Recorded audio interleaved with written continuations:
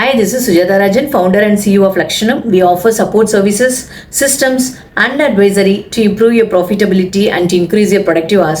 My first note is always a thank you note for all the support and subscription received. Please do keep watching and commenting. நம்ம எல்லாருக்குமே கதை பிடிக்கும் இல்லையா? கதைகள் கேட்டு கேட்டு தான் நம்ம வளர்ந்துருக்கோம். ஒவ்வொரு கதைக்குள்ளேயும் ஒரு மாரல் வச்சிருப்பாங்க, அதையும் சேர்த்து தான் நமக்கு சொல்லி கொடுத்து வளர்த்துருக்காங்க இல்லையா?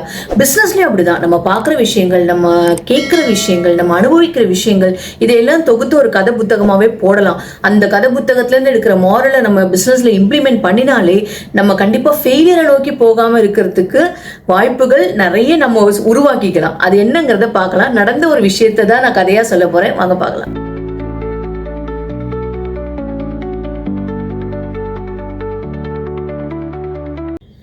குட்டி கதை கேட்கலாமா?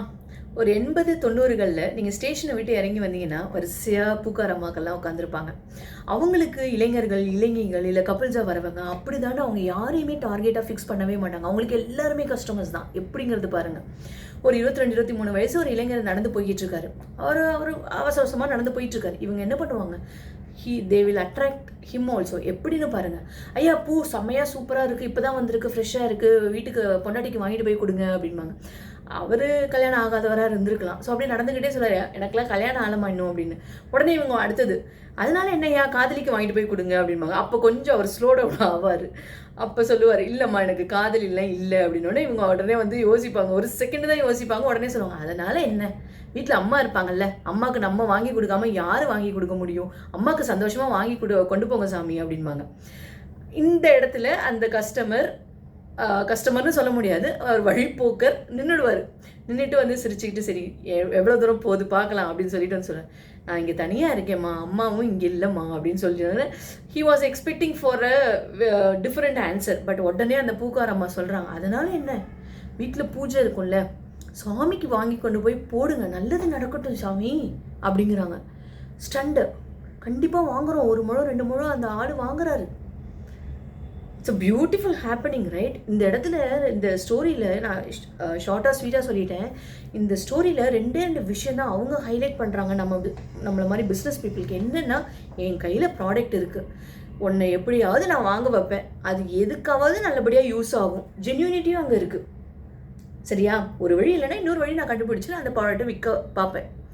அதே மாதிரி ஒரு ப்ரைஸ் நெகோசியேஷன் வர சமயத்தில் அவங்க என்ன சொல்லுவாங்க, ஒரு ஜஸ்ட் லைக் தட் சொல்லிடுவாங்க. ஒன்று சிம்பிள், வேறு எதுவுமே நமக்கு வேண்டாம். அவங்க சொல்கிற ஒரு வார்த்தை என்னவா இருக்கும் அப்படின்னா, என்னவா இருக்கும், நாங்கள் லாபம் பார்க்க வேண்டாமா சாமி. So business has only 2 things. You have a product, sell it. If you don't find the match, find other means to sell it. And every business should run only to make profit. It can be 5 rupees, it can be 10 rupees, it can be 100 rupees, it can be 1000 rupees, it can be 1 lakh. But ultimate aim of any business is to make profit. இந்த ஸ்டோரியில் பியூட்டிஃபுல்லாக அவங்க நிறைய ஒரு business elements நமக்கு கொடுக்குறாங்க. அவங்களுக்கு யார் சொல்லிக் கொடுக்குறா இந்த டாக்டிக்ஸ் எல்லாமே அப்சர்வேஷன் தான். பார்க்குறாங்க, உடனே வந்து நின்னோடனே ஒரு பர்ச்சேசிங் பவர் அனலைஸ் பண்ணிடுறாங்க குயிக்காக. அதுக்கப்புறமா ஒவ்வொரு ஸ்டெப்பாக ஒரு பில்டப்பாக போகுது. ஆனாலும் அவங்க தளரவே இல்லை. கடைசியாக 2 முழம் வாங்காமல் விடவே இல்லை. ஸோ இந்த மாதிரி நிறைய கதைகள் இருக்குது. இந்த கதைகள்லேருந்து நமக்கு பிஸ்னஸ்க்கு நமக்கு என்ன வேணுங்கிறத நான் இந்த ஸ்டோரியிலேருந்து நான் ஹைலைட் பண்ணி கொடுக்கணும்னு நினைக்கிறேன். பார்க்கலாம்.